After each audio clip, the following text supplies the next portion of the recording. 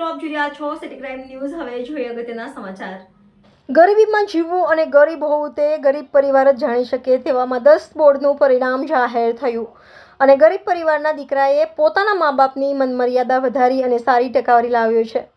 સુરતના મધ્યમ પરિવાર એટલે કે સિંગલ રૂમ રસોડામાં રહેતા અને પોતાનું ગુજરાન ચલાવતા મધ્યમ ગરીબ પરિવારના દીકરાએ પોતાના મમ્મી પપ્પાનું નામ રોશન કર્યું છે અને ગરીબ હોવું તે કેટલું હોય છે તેવી પરિસ્થિતિમાં પણ પોતાની જાતને મહેનત કરી ભણી ગણીને આજે સારું પરિણામ લાવી લોકોના દિલમાં જગ્યા બનાવી છે। સાથે જ સ્કૂલના ટ્રસ્ટીઓ અને મેનેજમેન્ટ દ્વારા પણ આ મધ્યમ પરિવારના દીકરાને મદદરૂપ થઈ એક માનવતાનું ઉત્તમ ઉદાહરણ પૂરું પાડ્યું હતું। ત્યારે દીકરો આજે સારી ટકાવારી લાવ્યો છે તેના માટે સજાનંદ સ્કૂલના મેનેજમેન્ટનો પણ આભાર માન્યો હતો અને તેના માતા પિતાએ સર્વેનો આભાર માની આ રિઝલ્ટને બધા લોકોની મદદથી મળ્યું છે તેવો આશા વ્યક્ત કર્યો હતો અને આગળ જઈને આ દીકરો દેશની સેવા કરે તેવું પણ આશા વ્યક્ત કરી હતી। Reporter Rahul Makwana, city crime news, Surat. Chovatiya સિદ્ધ મુકેશભાઈ। કેવી ટકાવારી એવી શું કહેશો? 95.16 ટકાવાળી, PR 99.47। ખાસ કરીને છેલ્લે નાઇટ રીડિંગમાં જે મહેનત કરાવી તે બહુ આભાર બદલ છે આ અમારા સર પ્રત્યે। અને છેલ્લે મારા મમ્મીએ સવારમાં ઉઠાડે એ બધું એક્સ્ટ્રા કહેવાય કે આમ બહુ વધારે મહેનત કરવી પડે આમ। આર્થિક પરિસ્થિતિ નબળી છે, તમે તમારા મમ્મી પપ્પાને ઘરકામમાં અમારે ડેલી સપોર્ટ કરવો પડે।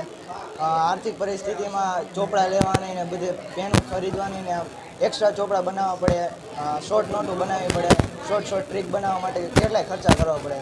અને આ બોર્ડમાં પણ સારી પેનો લઈ જાય તો લખવામાં સારું પડે, એટલે થોડો ખર્ચો વધી જાય એમ તો 900। અને બધી અસાઇનમેન્ટ ક્લિયર કરવી હોય, પેપર સેટ ક્લિયર કરવા પડે, બધા પેપર સેટને સોલ્વ કરીને એને પાછા રિવાઇઝ કરવાના, એટલે છેલ્લે બહુ મહેનત કરાવે અને છેલ્લે સરનો પણ બહુ સારો સપોર્ટ હતો નાઇટ રીડિંગ। જી, આપનું નામ? મારું નામ પ્રતિકભાઈ સુદાણી છે। સહજાનંદ સ્કૂલની અંદર એક સંચાલક તરીકે છું। કેવી ટકાવારી આવી વિદ્યાર્થીઓમાં કેવો માહોલ? શાળાની અંદર અમારે આ છેલ્લા 2 વર્ષથી 100% રિઝલ્ટ આવે છે। આ વર્ષે પણ અમે 100% રિઝલ્ટ પ્રાપ્ત કરેલું છે શાળાની અંદર। આ વર્ષે જે અમારું બાળક એટલે કે ચોવટિયા સિદ્ધ જે 95.47% સાથે શાળાની અંદર પ્રથમ છે। આર્થિક પરિસ્થિતિ નબળી, સ્કૂલ દ્વારા કેવી સપોર્ટ કર્યો?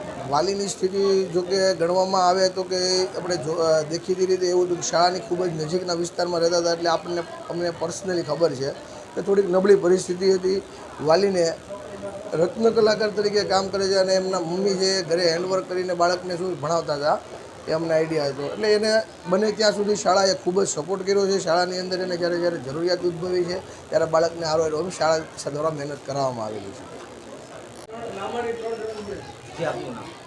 મુકેશભાઈ ચોવટિયા। ખાસ કરીને તમારી આર્થિક પરિસ્થિતિ નબળી છે અને તમારા દીકરાએ આજે ઝળહળતું પરિણામ લાવ્યો છે, શું કહેશો? ત્યારે મંદિરના માહોલમાં સાહેબોએ બધાએ સારો સપોર્ટ કર્યો અને એના હિસાબે મારા છોકરાના સારા નંબર આવ્યા અને અમે બી મહેનત કરી અમારા છોકરા પાછળ, મહેનતનું ફળ અમને મળી ગયું। ખાસ કરીને નબળી પરિસ્થિતિ સ્કૂલ દ્વારા કેવો સપોર્ટ કર્યો? સ્કૂલ દ્વારા સારો સપોર્ટ છે, સાહેબોનો બધાનો સારો સપોર્ટ હતો। તમારા દીકરાને આગળ જઈને શું